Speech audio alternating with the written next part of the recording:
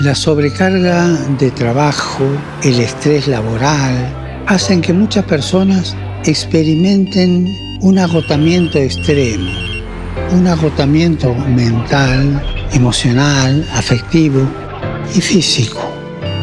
De ahí la tristeza, la apatía, el cansancio espiritual terminan por dominar la vida de las personas que se ven desbordados por el ritmo de la vida actual.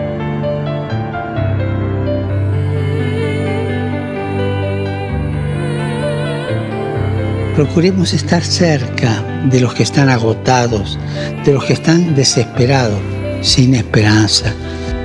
Muchas veces escuchando simplemente en silencio, porque no podemos ir a decirle a una persona, no, la vida no es así, escúchame, yo te doy la receta.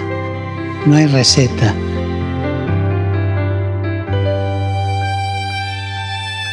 Y además, no olvidemos que junto al imprescindible acompañamiento psicológico, útil y eficaz, las palabras de Jesús también les ayudan.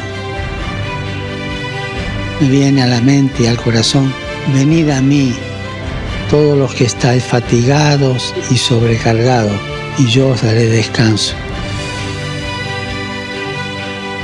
Recemos para que las personas que sufren de depresión o agotamiento extremo reciban apoyo de todos y reciban una luz que les abra a la vida.